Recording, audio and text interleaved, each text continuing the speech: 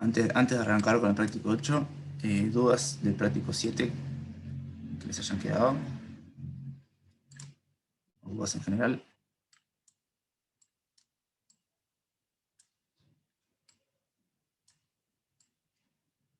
¿No? Bueno.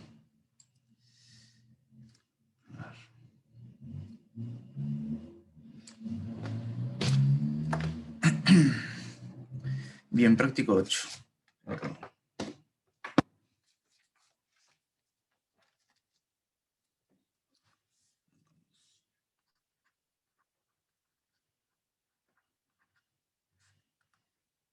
Todos residuos.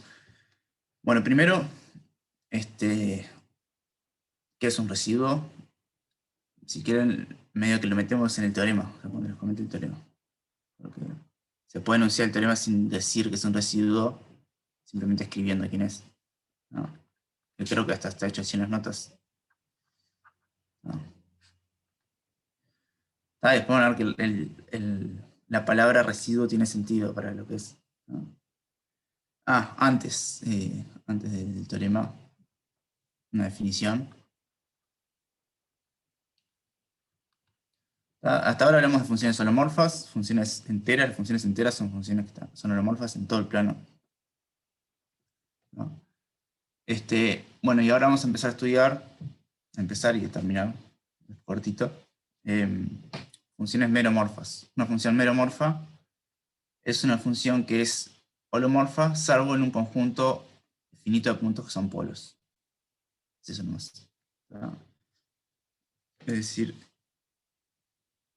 es como le permitimos a la función holomorfa en una región tener pinchaduras en el subdominio, donde en esas pinchaduras se va infinita la función, ¿no?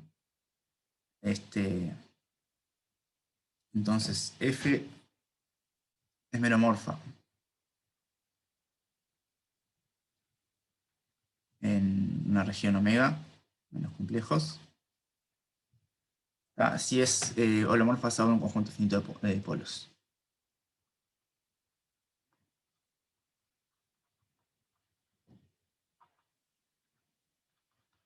Le voy a llamar a ese conjunto finito de polos.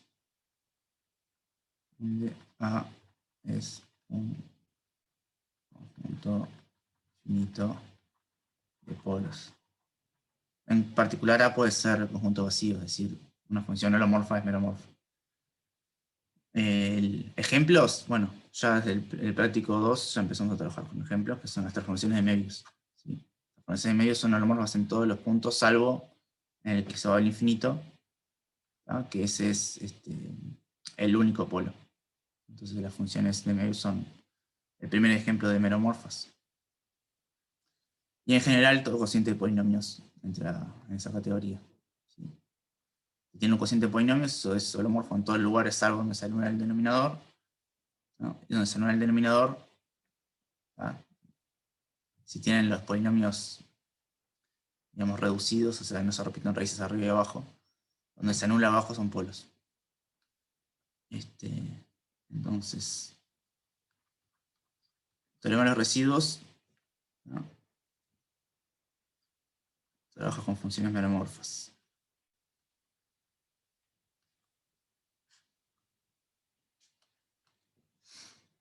Bien. Tenemos una función meromorfa.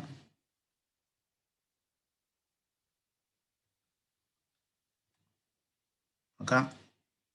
Es decir, holomorfa en un conjunto, como está arriba, ¿no? Holomorfa en un conjunto, o sea, holomorfa en un conjunto finito de polos, ¿no? A es el mismo que arriba. El teorema general está definido para ciclos, ¿no? Ciclos son muchos caminos, infinitos caminos, ¿no? Lo voy a escribir así entre paréntesis, entre lo que les acabo de decir. Sea un ciclo, esto es una unión finita de caminos. Esto simplemente se podría omitir hacer con caminos y después generalizarlo a infinitos caminos. Es lo mismo, es decir, por ejemplo, tengo, yo qué sé, en vez de integrar ahí, integro ahí, ahí y acá al mismo tiempo. La integral de f en este ciclo, o sea, esto es un ciclo formado por gamma 1, gamma 2, gamma 3. Integrar en ese ciclo es integrar en cada uno por separado. Va a decir, no hay misterio. Simplemente para escribir esto de una forma más compacta, ¿sí?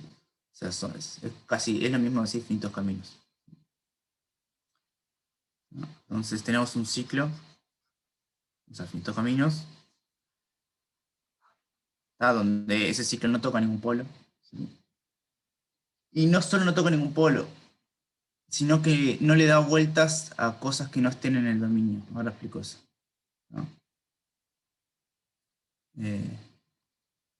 Que no pasa por A, el ciclo, ¿no? Y no encierra a elementos, puntos fuera de la región. Esto me voy a detener un segundito. Es algo técnico que en la práctica pasa. O sea, en los ejercicios no creo que no pasa casi ninguno. Pero mi dominio, o sea, mi región omega es un abierto conexo del plano.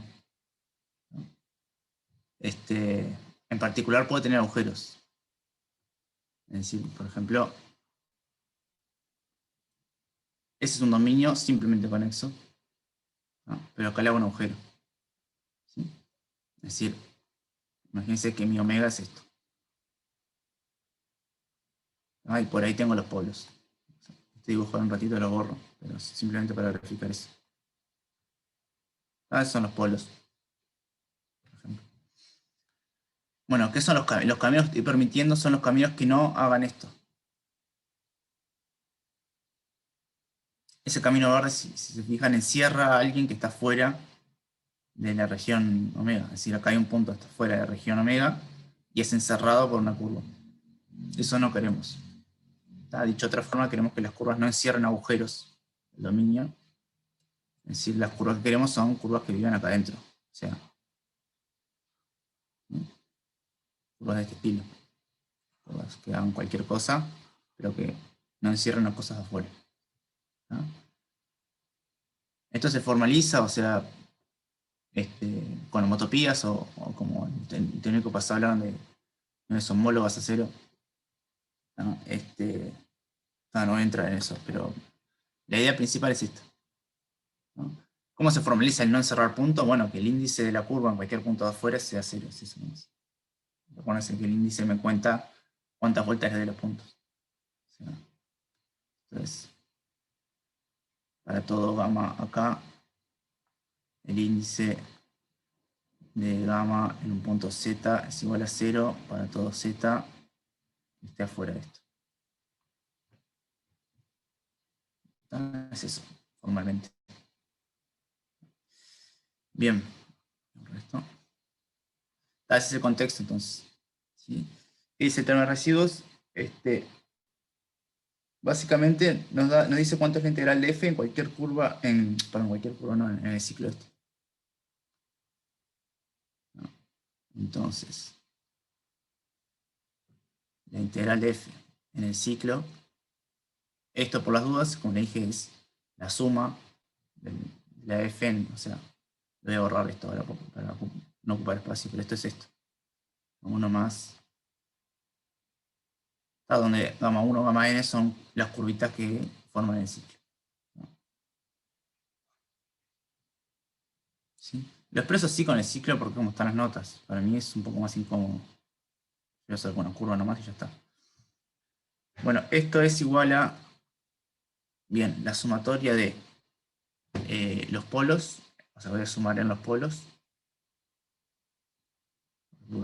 Acá, los polos. O sea, solo me interesan los polos. Y en realidad, lo que voy a escribir ahora, los polos que estén adentro de la curva, porque acá va a aparecer el índice, ¿no? el índice de, ahora digo que es este índice, ¿no? Por estas constantes que van a ser lo que llamo residuos. C1 de A. Bien, ahora les digo quién es esa C1. Acá me falta 1 sobre 2pi.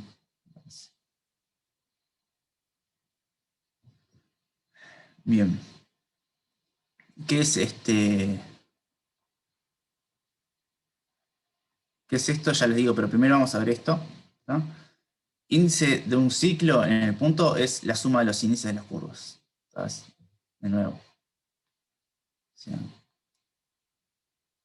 índice, esto en un punto es igual a la suma de los índices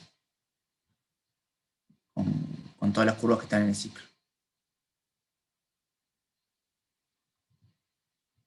No, es decir, yo tengo un punto acá y mi ciclo es esta curva y esta curva, esas dos curvas son mi ciclo, entonces el índice del ciclo es el índice de esta curva más el índice de esta curva. O sea, simplemente es.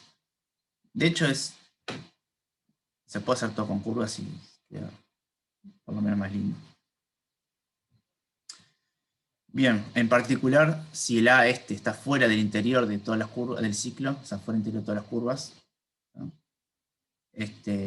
A uno le da una vuelta positiva, no le da una vuelta negativa, por ejemplo. El índice me va a valer 0, entonces esa parte se muere, ¿no?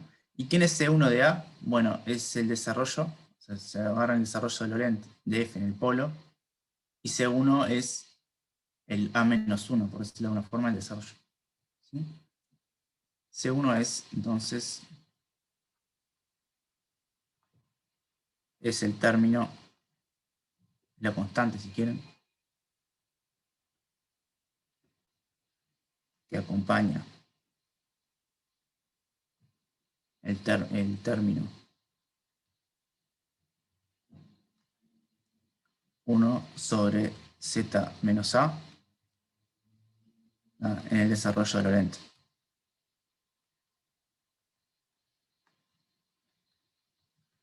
De F centrado en el polo.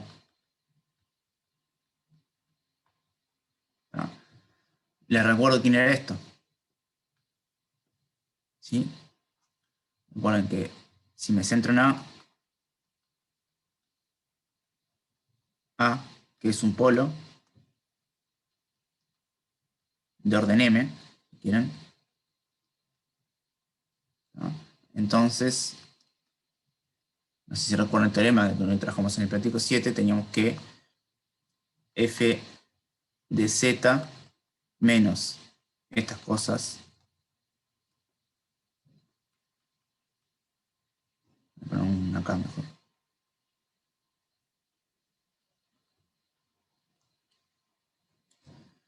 Esto es holomorfo. O en realidad tiene singularidad evitable.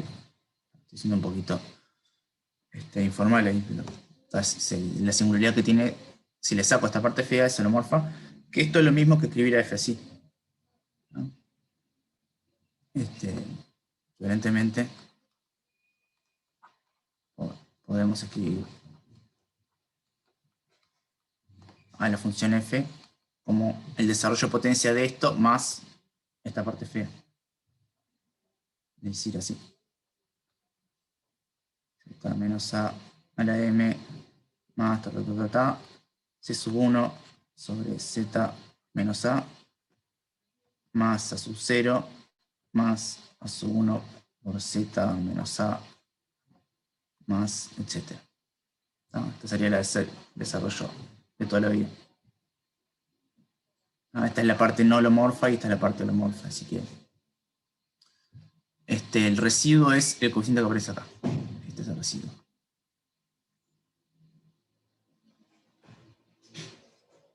¿No? Bien. Varias cosas. Primero, porque se llama residuo, ¿no? Segundo, en el desarrollo de Laurent a veces esto lo escribimos como A sub menos 1, es decir, si todos los coeficientes escribimos como A sub algo, a veces escribimos como A sub menos 1 y como A sub menos m. Como a los subíndices les permito ser negativos y los tiro para atrás. Ah, bien, vamos despacio.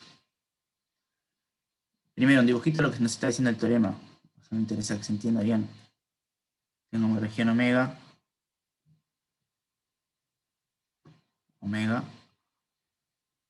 Voy a intentar pintar. Acá tiene un agujero si quieren, en región omega. A ver si puedo hacer esto, pintar esto bien. Más o menos. Esta es mi región omega. Tengo polos por acá. A sub 1, a sub 2 y va a ser 3 polos más. A sub 3. Tengo un ciclo que es la unión de dos curvas, que va a ser esto de acá. Esta tiene índice 1. Acá va a ser esto.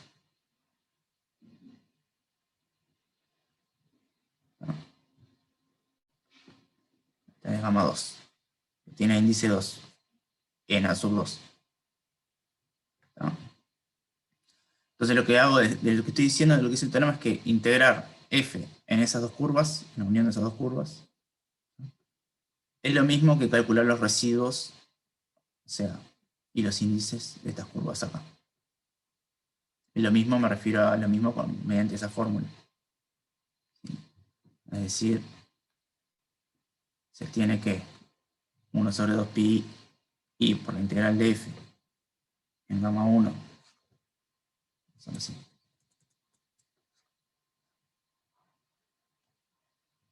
De f en gamma 2. Lo que estoy diciendo es que esto es igual a la suma de los residuos multiplicados por el índice. ¿No? Entonces me queda el A sub 3, como el índice de A sub 3 en la curva gamma 1, como en la curva gamma 2. Voy a poner el nombre, lo voy a poner arriba. Como el índice de A3 es 0 en cualquiera de las dos, no me interesa acá. O sea, el índice del ciclo en el A3 es 0. Entonces esto me queda el residuo, lo voy a poder escribir así por ahora, C1 de A sub 1 por el índice del ciclo. El índice del ciclo es la suma de los índices. El índice de gamma 1 en A1 es 1, el índice de gamma 2 en A1 es 0, o sea que me queda 1. Más C1 de A sub 2 por el índice del ciclo en A sub 2. El ciclo es la suma de los índices de estas dos. El índice de gamma 1 en A2 es 0, no le da vueltas. Y el de gamma 2 es 2. Entonces me queda por 2. ¿No? Entonces la integral de f en la unión de estas curvas es el residuo en A1 por 1 más el residuo en A2 por 2. ¿No? Estos residuos son, simplemente me paro en A sub 1, en A sub 2, me fijo su desarrollo por serie de potencias con las potencias negativas. Recuerden que eso es porque es un polo. ¿No? Y en el primer término negativo es el que me fijo. Bueno, el coeficiente S es el que le llamo residuo. ¿No? Es decir, escribimos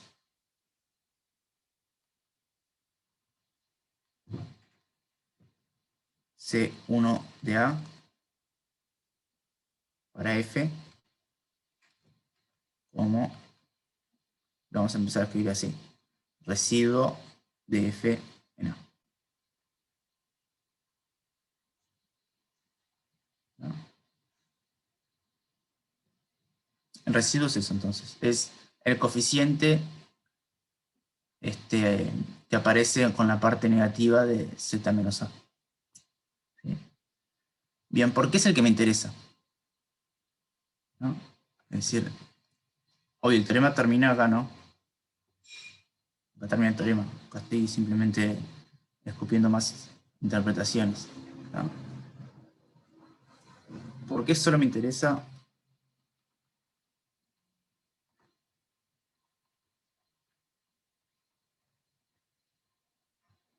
el coeficiente C sub 1 y no el resto?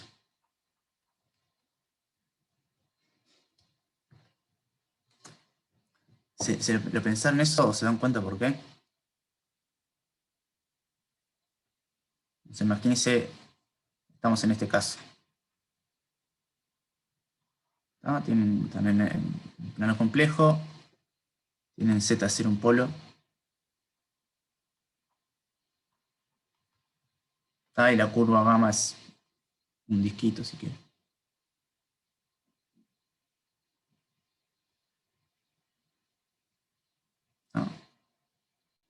Polo para F. Entonces, ¿qué la integral? La integral de gamma 1 de la función f, ¿quién es? Esto simplemente lo voy a reescribir. Integral de gamma 1, no les voy a dar una demostración, simplemente intentarlos convencerlos de que tiene sentido esto.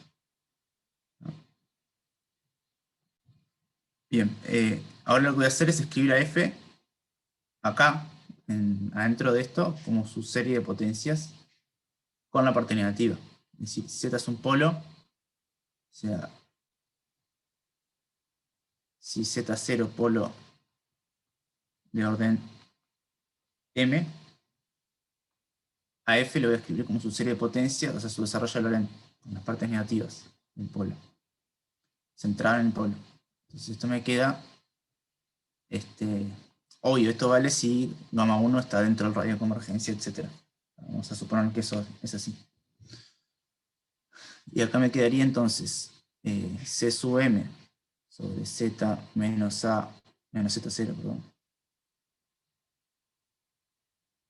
a la m más C sub 1 por z menos z0 más a sub 0 más a sub 1 por z menos a. Si quieren ya lo escribo para esto.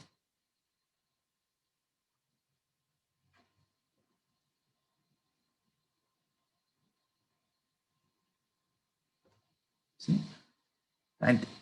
Lo que hice fue sustituir f. Bueno, ¿cuál es la joda? ¿Qué pasa cuando integro esto? En una curva cerrada. Si se fijan, la integral de esta suma es la suma de las integrales.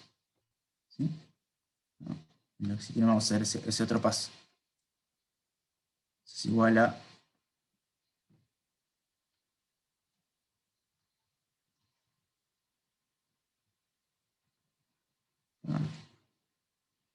etcétera, hasta esta.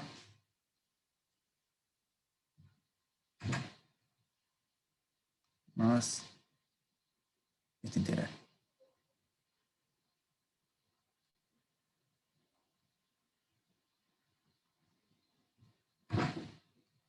Bueno, vámonos a una curva cerrada. Fíjense que la última parte, acá lo que estoy haciendo es integrando una función holomorfa. Esta parte es la parte holomorfa en una curva cerrada. Recuerden que integrar una función holomorfa en una curva cerrada me da 0. Esto es holomorfa todo acá, todo ahí adentro. Esto es 0 esta integral. Ahora, ¿se dan cuenta por qué todo es 0 salvo este de acá? Porque este y todo el resto son ceros.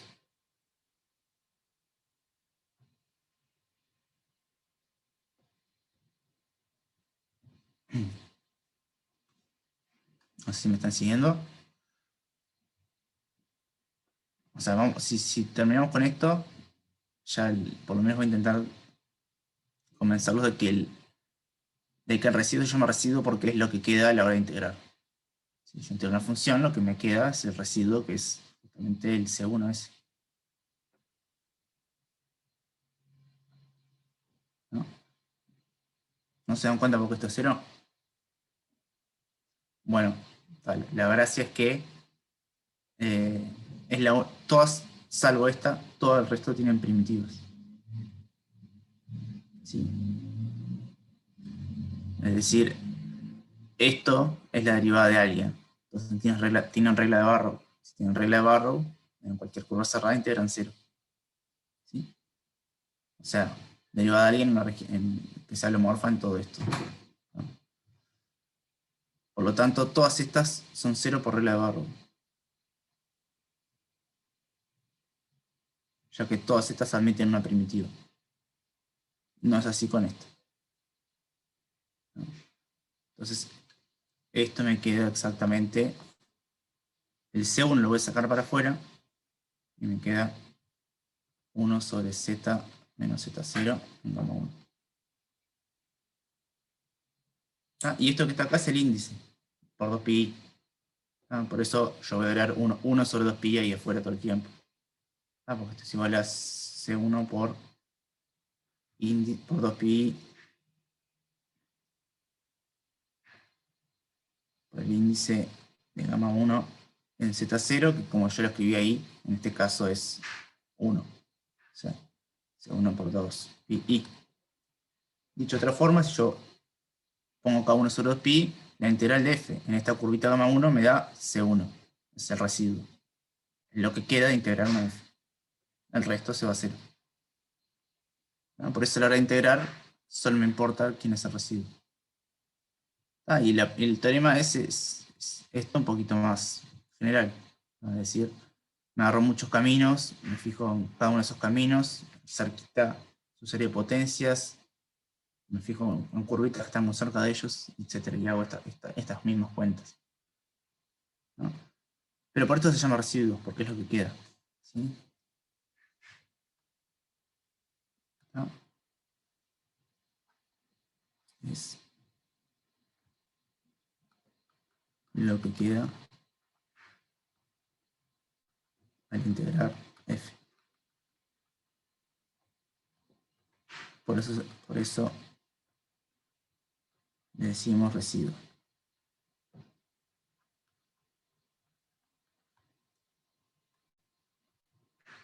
Bien. Ahora vamos a intentar usarlo. ¿Sí? Es decir, intentar encarar el ejercicio con esto. Vamos a ver por ejemplo, con polos de orden 1, ya medio que ya lo teníamos casi ahí. ¿No? O sea, ya lo veníamos casi usando esto sin decirlo. ¿No? Está relacionado con la fórmula de Cauchy. Vamos a verlo con los ejemplos. Bueno, ¿me siguieron con esto? Esto es simplemente comentarios de teórico. No sé si alguno le cerró. Me dice. ¿No?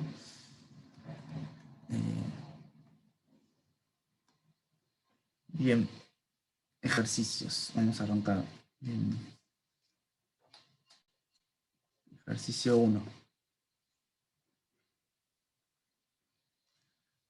Bueno, ¿en qué va a estar centrado el práctico? En usar el teorema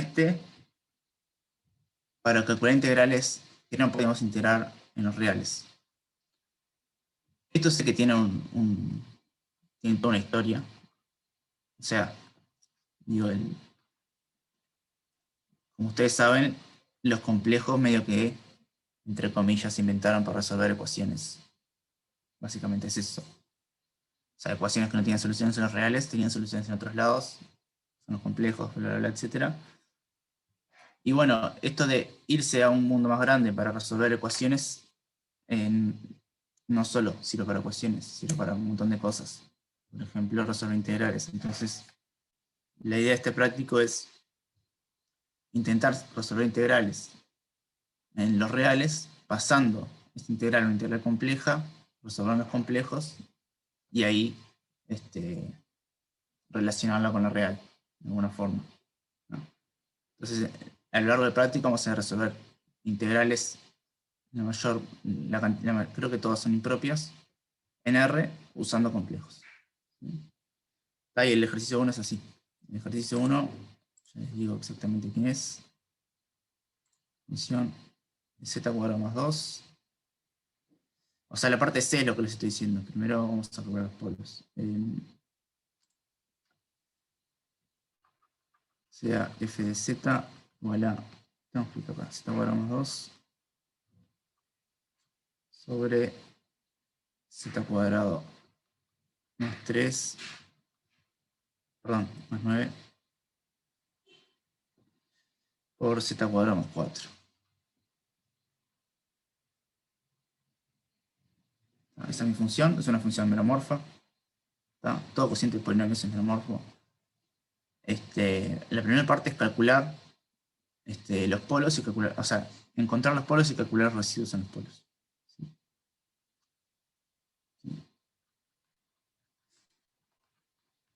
Polos y calcular residuos.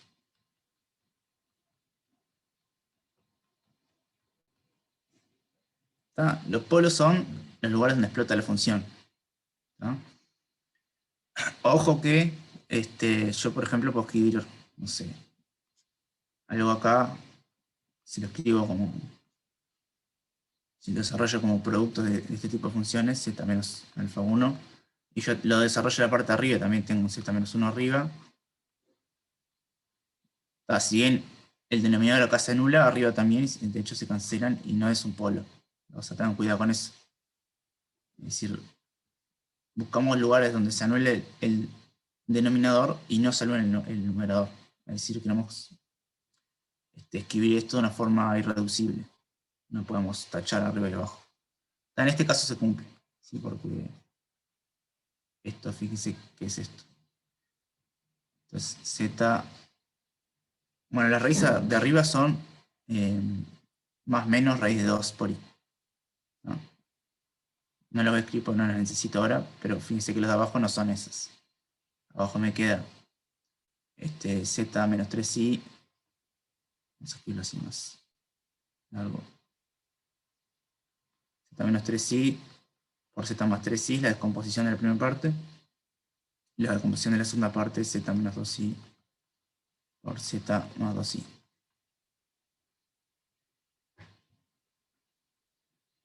¿No? Es decir, donde se anula la parte de arriba no se anula la de abajo y viceversa.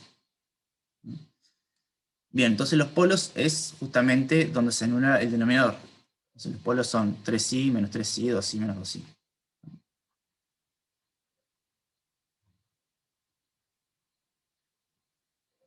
Son, entonces, 3i, menos 3i, 2i, menos 2i. Bueno, ¿cómo calculamos los residuos? Lo primero que se puede venir a la mente es usar la parte de arriba. ¿No? Si se fijan, cierran un caminito que solo encierra un polo, y le da una vuelta, lo que les queda de este lado es el polo, perdón, el residuo. Que es exactamente lo que había dicho acá abajo con este ejemplo. Si tiene una curvita cerquita de un polo, solo le da una vuelta en sentido integrario. Si dividen uno solo 2pi, lo que les da la integral es exactamente el polo. Es decir, vamos a hacer un dibujo.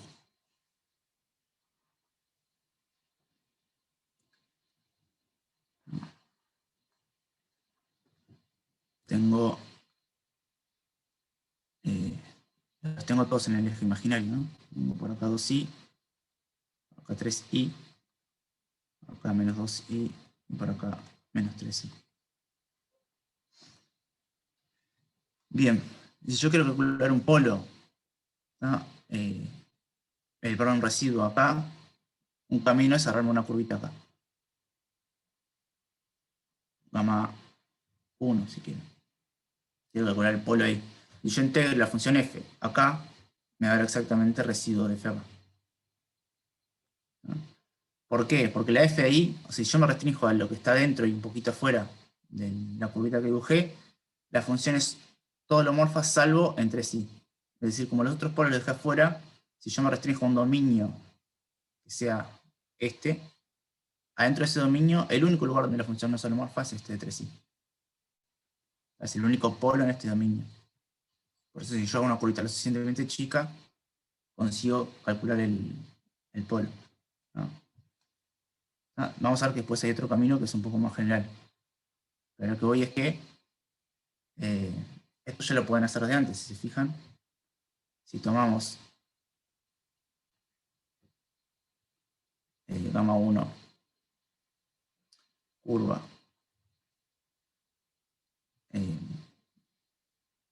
o sea, circunferencia si quieren, centrada en 3i, que deje afuera el resto de los polos.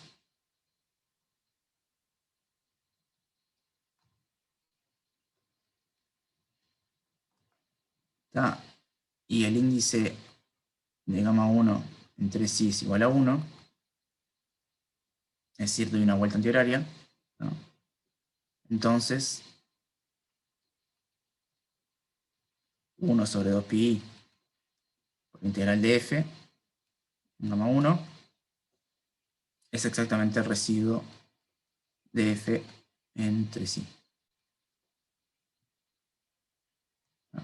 Esto por teorema de residuos. ¿No? Sin embargo, no o sea, lo pueden demostrar ustedes usando lo que yo les describí arriba, por teorema de residuos. O por lo menos convencerse. ¿Sí? Acá el ciclo es una curva sola, o sea, el teorema de arriba, si tienen una curva sola, lo reescriben con la gamma, nomás, y está todo bien.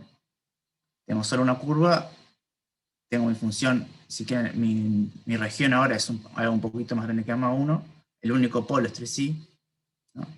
Entonces el teorema me queda exactamente esto que escribí acá. Bien, ¿y cómo calculo esa integral? Bueno, ahí tienen la fórmula de Cauchy. Si se fijan en este caso en particular, como es un polo de orden 1, tiene una fórmula de Cauchy. Observar, es decir, ¿no? Residuo de f entre sí es igual a 1 sobre 2pi por la integral de f, que ahora f la voy a escribir tal cual, ahí arriba, es z cuadrado más 2 sobre. Ahora esto de acá, el z menos 3i, que es la parte donde explota, o sea, donde se cierra la parte de abajo, lo voy a dejar afuera y voy a juntar el resto. Entonces esto me queda z más 3i por, acá me queda z cuadrado más 4. Y esto lo voy a dejar por acá afuera. Z menos 3i. Y esto ya lo sé integrar. Es la fórmula de Cauchy. Es decir, recuerden la fórmula de Cauchy. F de z es igual a 1 sobre pi por la integral de f de z sobre w.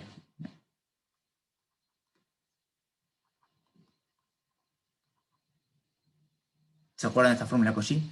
Donde f de z es una función holomorfa. Bueno, ¿quién agarro como f? Así que le pongo otro nombre. F, para no confundir.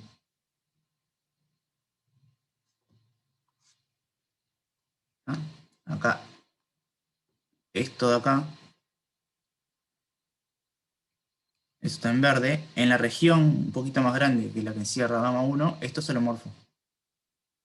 ¿No? Entonces, por la fórmula Cauchy, este es el GW. Si quieren, el W acá es el Z y el Z este es el Z0, que es 3. Si quieren, esto lo reescribo así, capaz, para que quede un poco más parecido. 0 como Z.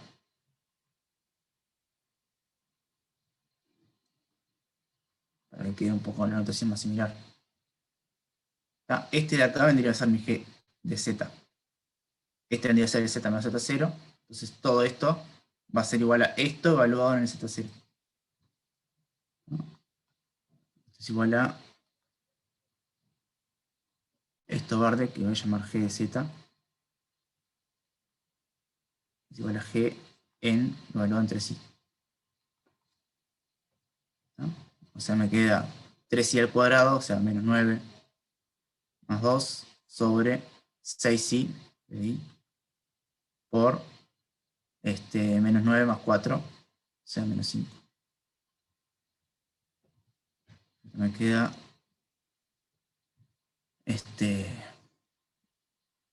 menos 7 sobre 30, menos 30i. ¿Sí? Esto es igual a 7 sobre 30 por 1 sobre i. Si multiplico por menos i arriba y abajo, esto me queda menos 7i sobre 30. Y esto es el residuo de f entre sí. ¿Se entendió lo que hice? Usé la fórmula de Cauchy que veníamos usando del práctico 7, creo. 6. ¿Sí? Es decir, una vez que tengo esta expresión, lo único que me jode es esto que está dividiendo acá, y es exactamente lo que aparece en la fórmula Cauchy. Si se fijan, con el resto va a ser igual. Si se fijan, en realidad lo que hicimos, o sea, esto después que se acostumbran a ser más rápido. Básicamente, para calcular el residuo de esto, en cada uno de los puntos, lo que estamos haciendo es evaluar, o sea, le sacamos la parte fea y evaluamos en el punto, en el polo. O sea, en el polo 3i, ¿cuál es el residuo? Evaluar esto en 3i. A eso es lo que llegamos. El residuo en el menos 3i va a ser lo mismo, pero evaluar en todo esto. 3i en todo eso. Y así sucesivamente, ¿no? De igual forma, y análogamente,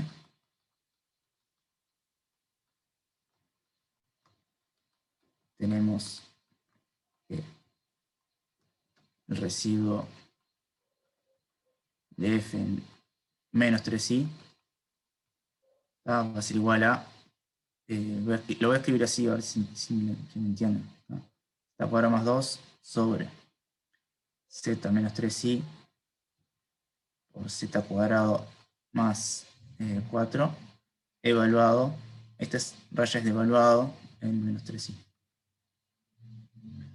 Que si se fijan, por este z cuadrado que aparece acá, y este z cuadrado que aparece acá, que no les interesa el signo, el único signo que me va a cambiar es el de acá.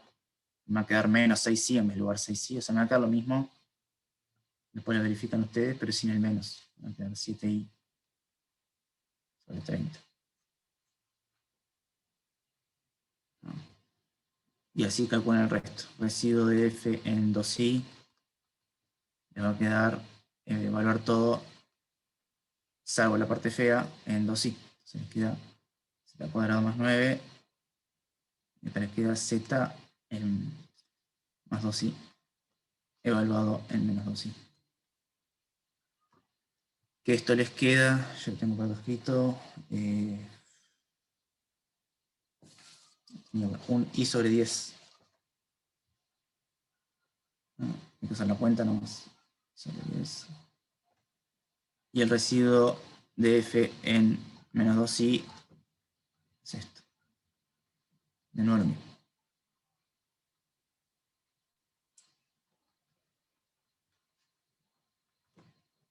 Tengo que quedar con un menos.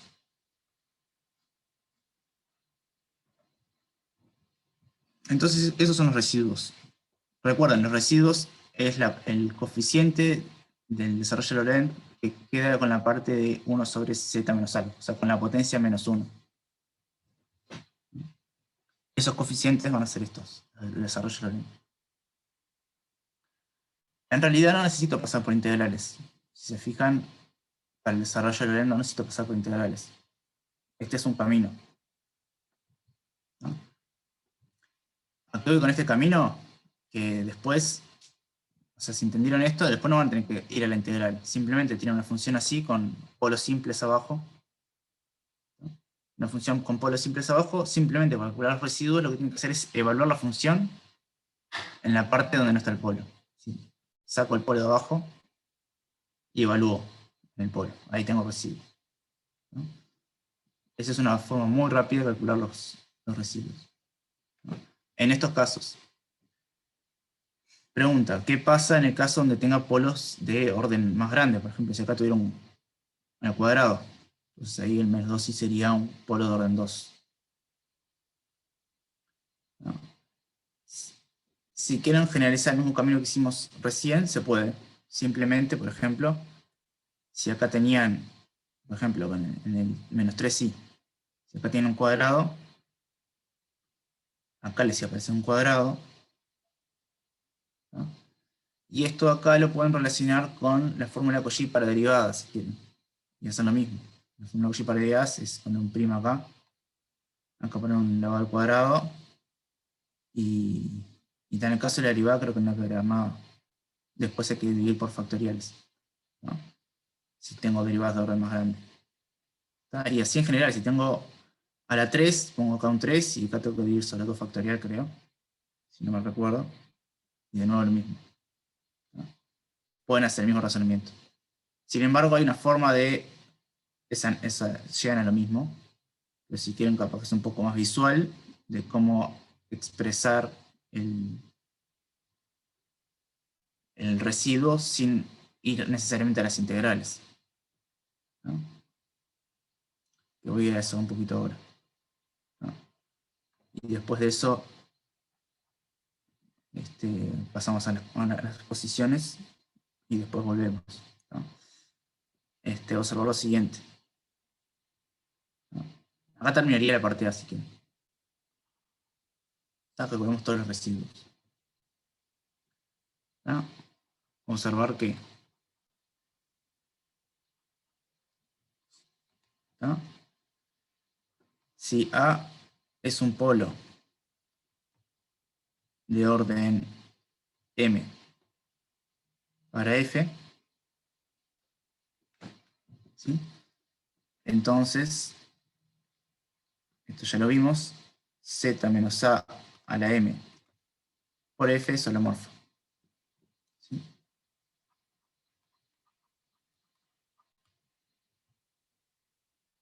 Bien. Es agarrar el desarrollo de Lorentz, multiplicar por Z menos A a la M y todas las partes negativas se mueren. Bien, entonces, ¿quién es el desarrollo de potencias de esta función holomorfa? ¿Se fijan? Entonces, F lo escribimos así. F de Z es igual a C sub M, Z menos A a la M, más C sub 1 por Z menos A a la M,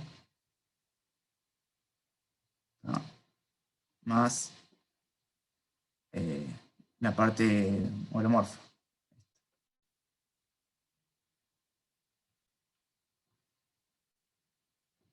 ¿Tá? Entonces, F de Z por Z menos A a la M, ¿tá? Me queda C sub M, ¿tá? Más C sub M menos 1 por Z menos A, más, perdón, acá no es un M, es un M, más, hasta que llego a C sub 1 por Z menos A a la M menos 1, ¿sí? ¿No? Más, bueno, acá lo voy a escribir así, A sub K por Z menos A por M menos K. Es decir, infinito. Si se fijan, esto es el desarrollo de potencias de esta función que es holomorfa ahora. Una vez que lo multiplico por Z menos A a la M, es holomorfa. Bien, tengo mi función holomorfa. Eso significa que puedo derivar, ¿sí? Y ahora, ¿quién es el numerito que a mí me interesa en todo esto? El C sub 1, está por acá. Este es el que me interesa a mí. ¿Ah? Y acá lo encuentro acá.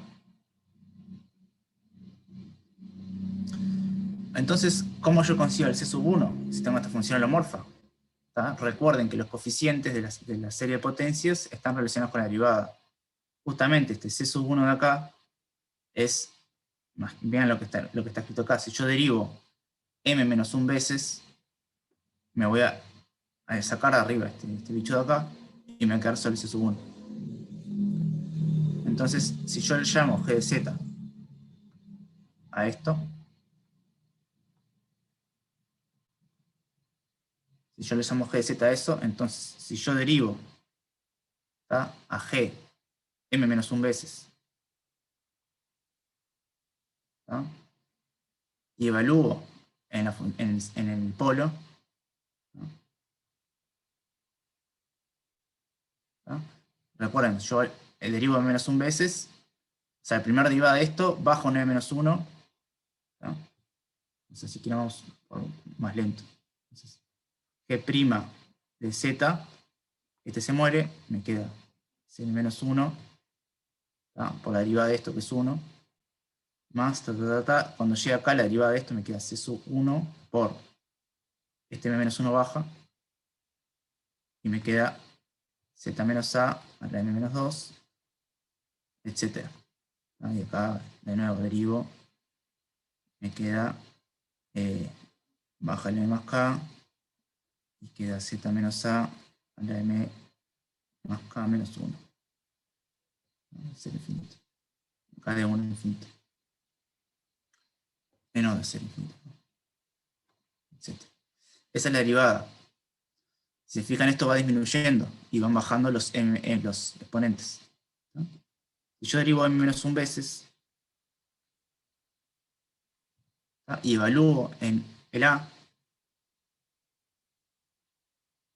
al evaluar en el a, se me cancelan todas las cosas que tengan potencias y me queda solo, o sea, si yo en esta expresión de acá evalúo en a, consigo esto, porque todo el resto se me va a 0. Si en esta evalúo en a, consigo esto, porque todo el resto, como tiene un z menos a, se va a hacer 0. Y yo cuando evalúe esto en a, se va a morir todo el resto, y lo que me va a aparecer acá primero va a ser el C1, multiplicado por algo, por esto.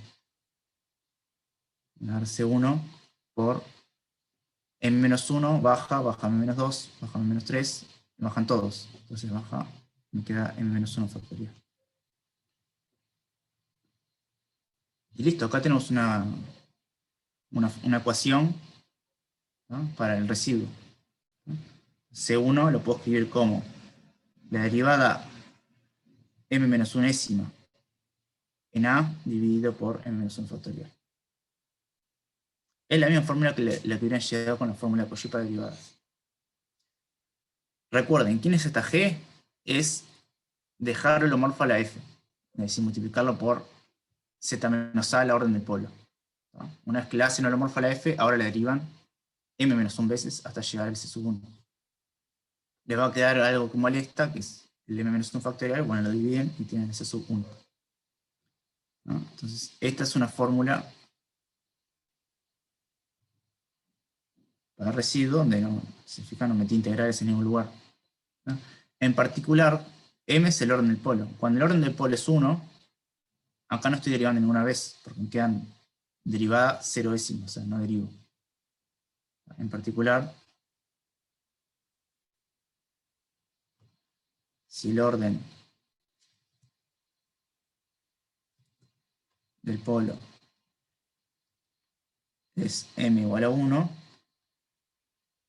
tengo que C1 va a ser igual a G de A sobre 1. O sea, G de A. ¿Qué fue lo que hicimos recién? Como teníamos polos de orden 1, se fijan arriba, lo que hicimos fue multiplicar la expresión original por z menos el polo. O sea, es lo mismo que sacárselo de arriba. Multiplicamos por z menos el polo y evaluamos. Y fue lo que hicimos acá. Es el mismo que llegamos. Si es un polo de orden más grande, ahora lo que tengo que hacer es multiplicar por z menos el polo a la orden. Por ejemplo, si es de orden 2, multiplico por z menos al cuadrado, y eso lo divido una vez. Evalúo en el polo, y ahí tengo, así que salvo un factor, tengo el residuo. ¿No? Esto por las dudas es el residuo de Fn. Entonces este es otro camino para encontrar residuos. ¿No? ¿Cómo se cuenta todo esto? Bueno, entonces la idea es calcular integrales. Entonces, para calcular integrales, lo único que voy a necesitar es calcular residuos. Calcular residuos es fácil, calcular integrales no tanto. Entonces, tengo una integral con un camino que hace cualquier cosa, pero si yo sé esos caminos, cuántas vueltas le dan a los polos, y sé los residuos de los polos, ya automáticamente sé cuánto vale la integral de f en esa curva.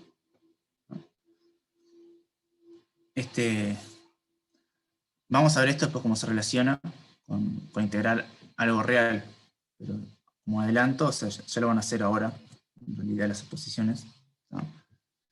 Pero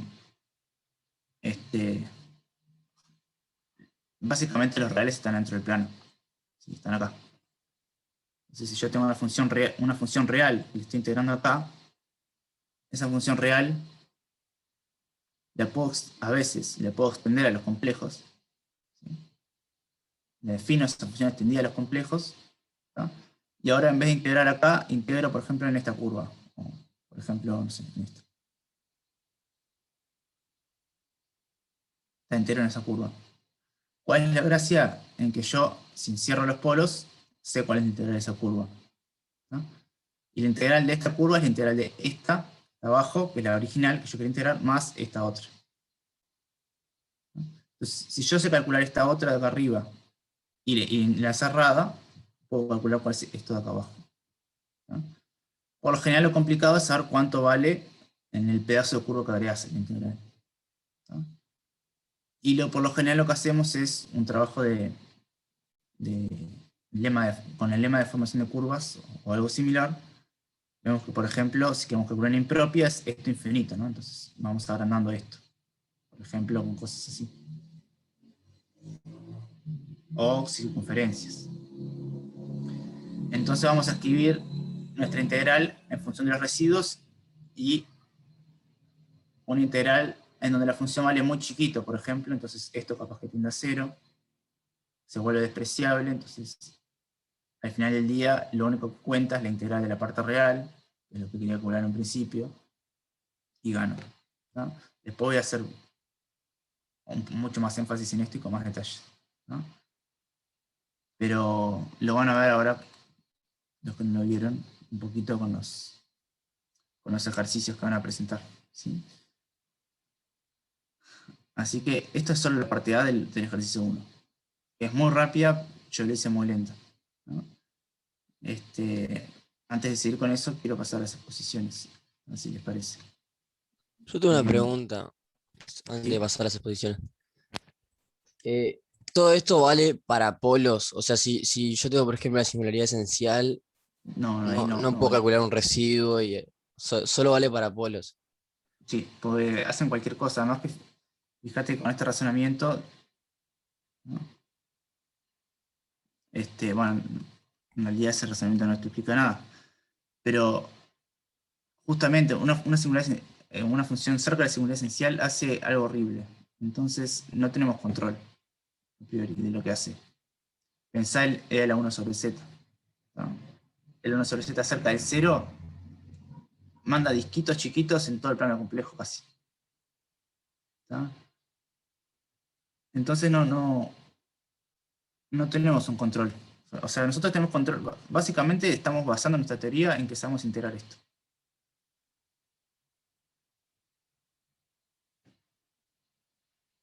¿no?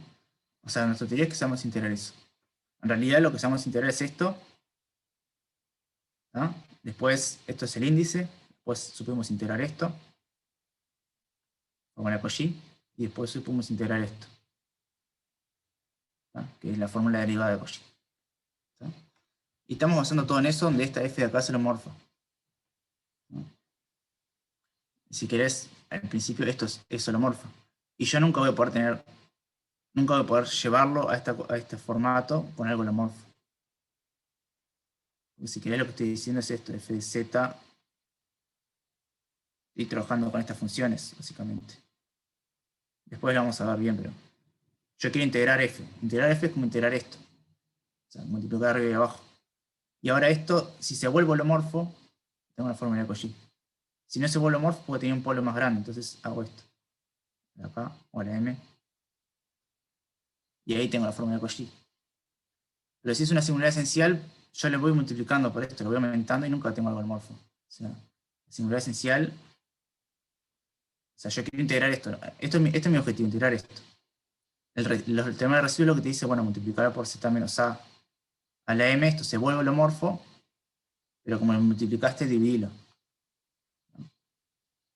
Pero como esto de arriba ahora es holomorfo y estás dividiendo por z menos a algo, tenemos la fórmula Cauchy, entonces tenés todo.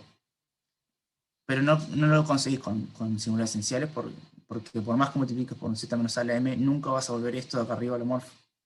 Entonces nunca vas a poder usar la fórmula de Cauchy, ¿no? Por eso se arma el quilombo. Bien, Es decir, gracias. de alguna Se forma yo entendió. quiero volver las cosas holomorfas. O sea, esa es como la idea de fondo, digamos. Yo tenía una duda de la expresión esa que llegaste ahí del residuo. Porque cuando yo hice, sí, esa. Porque yo cuando hice el ejercicio 4, usé una fórmula que es un poco más larga que está en las notas, que tiene un límite y todo eso. No sé si es la misma que esa o hay alguna diferencia. En realidad, esto acá es un límite, porque ¿cuál es la gracia? G, el A para G es una singularidad evitable, todavía no está definido. O sea, esto de acá, ¿qué es? ¿No? Porque la F no se puede definir en A, porque la A es un polo para F. Y esto es la G. Está, pero como es una singularidad evitable ahora, esto se puede definir, se define como límite, es decir, G de A es igual al límite de Z menos A la M por F de Z, cuando Z tiende a A. Esta es la definición de G de A, que yo la tengo escondida y no la dije. Y Ahí en va, ahí este va. caso, de nuevo, esto es un límite. O sea, evaluar en A en realidad es el límite cuando Z tiende a A de esta presión, por Z menos no sé qué. Pero viene de esto. Sí, o sea, acá estoy haciendo un abuso. O sea, ¿no? ¿No? O sea, G, a lo que llamé G acá es la extensión holomorfa. Extensión holomorfa de Z menos A la M por F de Z. Es decir, a priori esta expresión no se puede evaluar en A, porque F no se puede evaluar en A. ¿No? Pero en realidad sí, porque el límite existe. Entonces, defino G de A así, como ese límite, y sigo para adelante. Entonces, seguramente capaz que la expresión de contraste es algo de este estilo, o sea, usando algo de así. No sé si Sí, sí, era eso, sí. ah. Bien. No, o sea, en la práctica es claro quién es GDA. Así en este caso arriba, ¿no? Lo que hicimos fue multiplicar arriba por Z menos 3i, ¿no?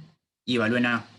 Está abajo, no puedo evaluar en A, pero en realidad esto se me cancela con esto y sí puedo evaluar en A, en 3i, perdón. Es esa jugada nomás. O sea, esta expresión así como está escrita no se puede evaluar en 3i, pero en realidad sí, porque si yo tacho lo de arriba y lo de abajo se puede evaluar en 3i. Es eso nomás.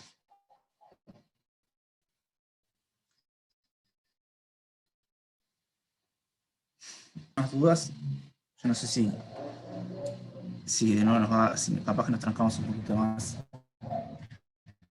Si no llegamos con todas las exposiciones de la clase que viene, igual ponemos una más. Yo supongo que vamos a llegar bien. Porque en realidad lo importante del práctico es entender la mecánica. Después van a ver que no es difícil. Es pelearse con cuentas. Bien, ¿les parece si pasamos a la primera exposición, que es del ejercicio 4, que tiene estas ideas? ¿Sí? Que es Marcos, puede ser. No, sí, Marcos. Sí, comparto.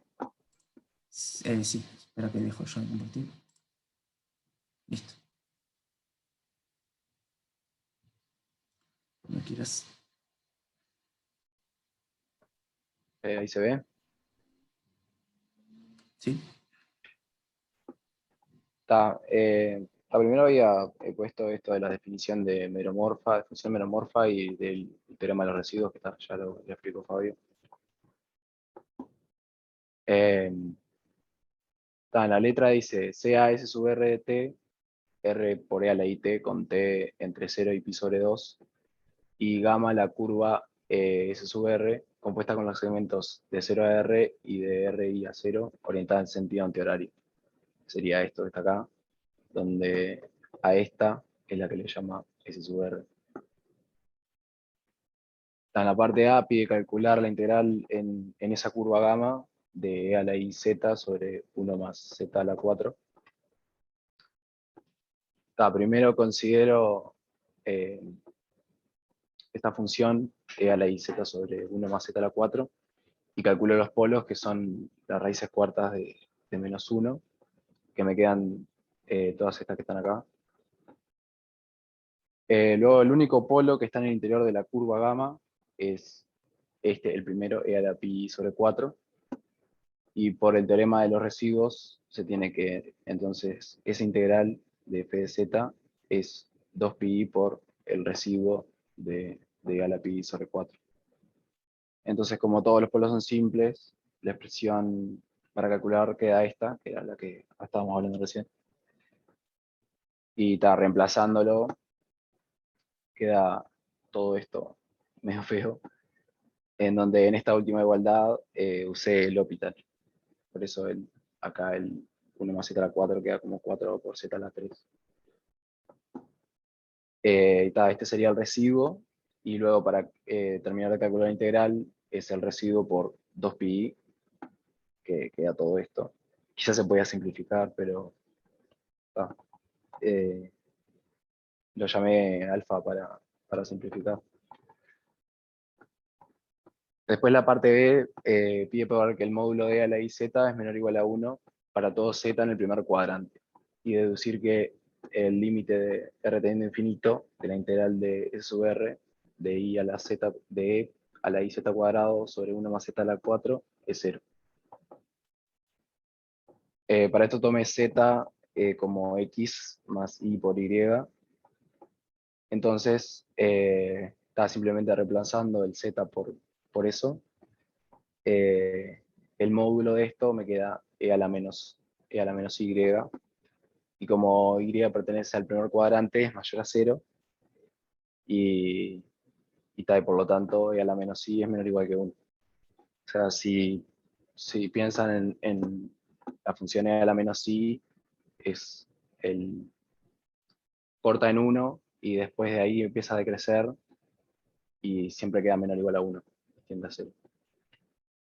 Y después la parte de deducir este límite, tomé el módulo de la integral, que es menor o igual que la integral del módulo, donde ya acá en z reemplacé por la curva s sub r, y que me queda menor o igual a pi por r sobre 2 por r a la 4 menos 1, que esto tiende a 0 cuando r tiene infinito. Después en la parte C me pide calcular la integral de 0 más infinito de coseno de t menos seno de t sobre 1 más t a la 4. Para esto la curva en gamma de f de z es la suma de las integrales de cada segmento que compone a gamma, que es igual al alfa que calculamos al principio. Entonces parametrizo el segmento 0R como t con t entre 0 y r, y calculo la integral, que acá usa la fórmula de Euler, y me queda la integral de 0 a r de coseno de t más y seno de t sobre 1 más t a la 4. Hago lo mismo con el otro segmento, donde lo parametrizo como i por t con t también entre 0 y r, y está terminando esta integral que está acá, aplicando lo mismo que en la parte anterior. Y tomando la parte real de esas dos, obtengo ya algo parecido a lo que estoy buscando. La integral de 0 a r de coseno de t menos seno de t sobre 1 más t a la 4. Entonces la única diferencia es tomar el límite o sea, hacer que r tiende a infinito para obtener ya lo mismo que pide.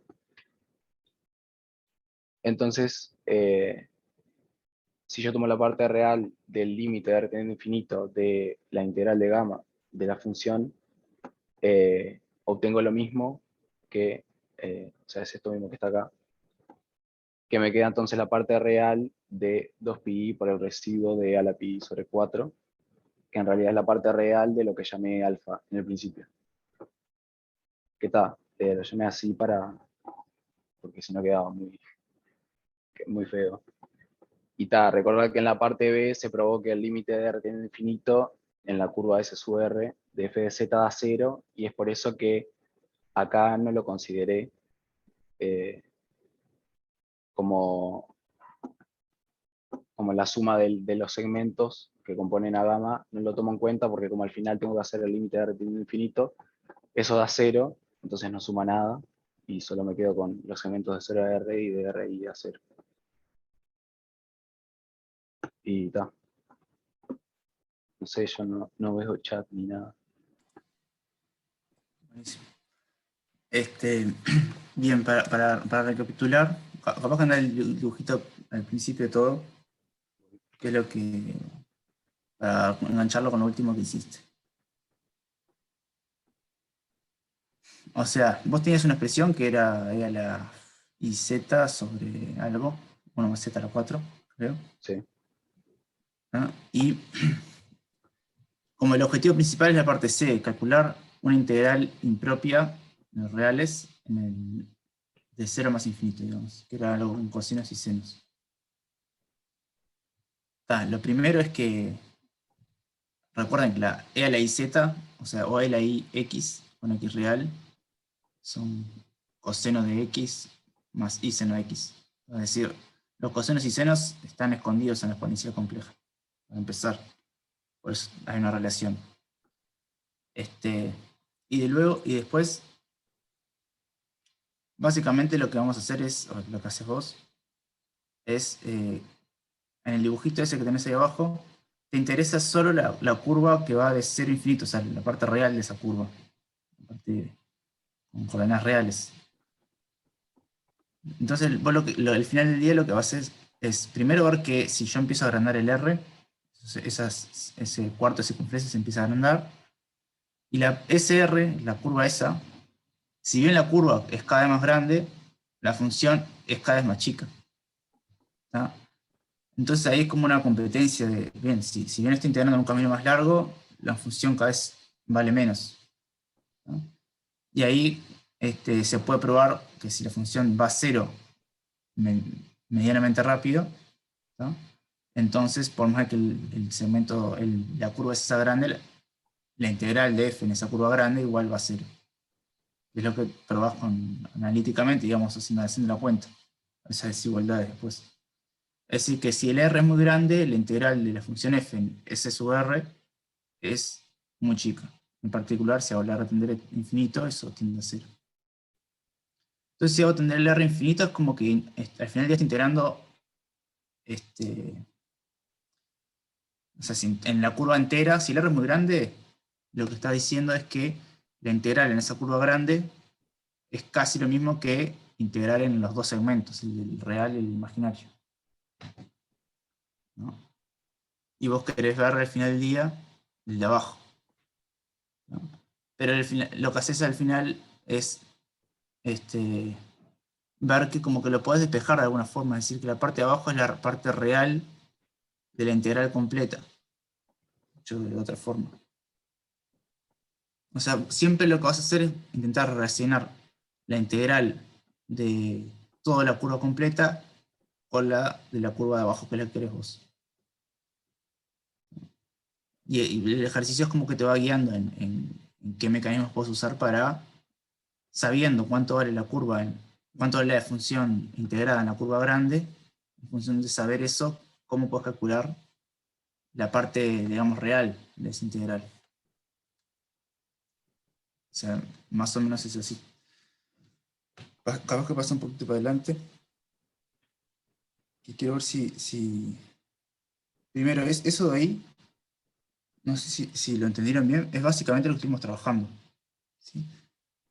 Ahí como el polo es de orden 1, los polos son de orden 1, ese límite es lo que recién hablamos. Es el G de A que escribí yo, el residuo de AS. Simplemente es multiplicar f de z por z menos a, la orden del polo, y evaluar. Eso porque es de orden 1. Si fuera de orden 2 tendría que derivar.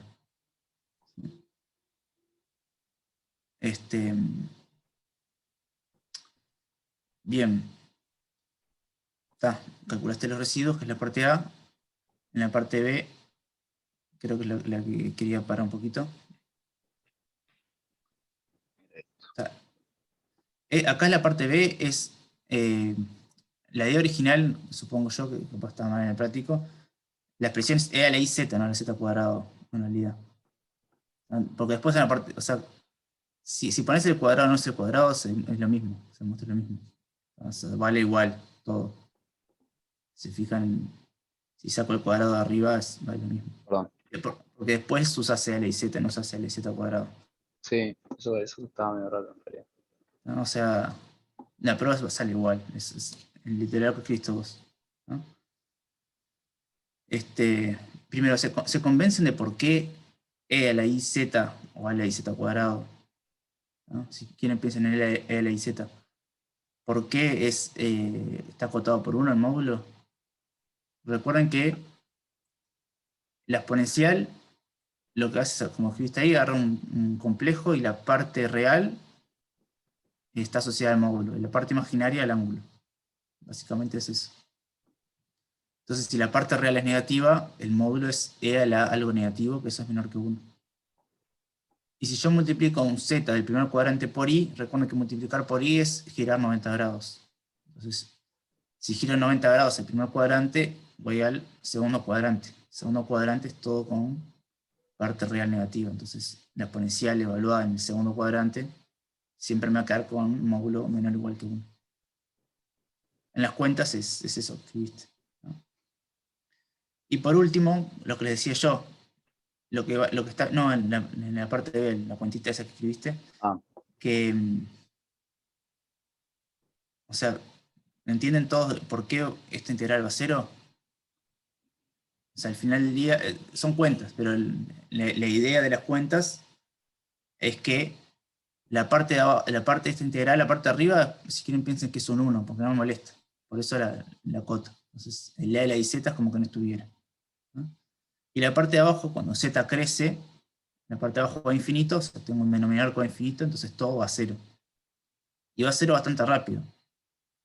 Y lo que se prueba es que va a 0 más rápido de lo que crece la longitud de la curva. Al final del día es eso. La longitud de la curva crece como R, básicamente. En la misma, o sea, crece tanto como R crece. La parte de abajo, la parte del denominador crece tanto como R cuadrado crece, como R a la 4 crece. Entonces se lo come. Entonces todo va a 0. Es esa la idea de fondo del dibujito, ¿no? Y después la última parte es relacionar lo que les decía, la parte de la integral real con las integrales complejas, que eso es remangarse y buscar las relaciones, ¿no? Usar el teorema de residuos para calcular la integral en la curva completa y después relacionar las tres pedacitos de curva. Básicamente uno es 0 y el otro es casi la integral que quiero calcular. De las cuentas hay que pensar, o sea, después, todavía no subí nada, tengo que subir cosas, pero cuando suba esto, vean las cuentas y terminar de crearse las cuentas, pero lo que quiero que se queden es con las ideas, más que nada, ahora más que con las cuentas, en que las ideas son esas, se van a repetir esas ideas, ¿no? Objetivo, calcular la integral real. Método, entender esa función como una función compleja. Esa recta, o sea, la recta real, darla como un pedazo de una curva en los complejos, ¿no? Calcular una integral en toda la curva compleja y después intentar relacionar la parte que yo quería con las partes que calculé. Básicamente es eso. Bien. ¿Dudas que tengan ustedes de la exposición? O sea, yo intenté como darle un énfasis más geométrico. Para las cuentas, yo las estuve viendo, creo que están todo bien. Rápido, pero digo, en las exposiciones lo primordial, parte de ustedes, de los oyentes, es que se queden con las ideas, más que nada. ¿Se quedaron con las ideas? ¿Tienen algo que no les cierra o dudas generales? ¿A Marcos?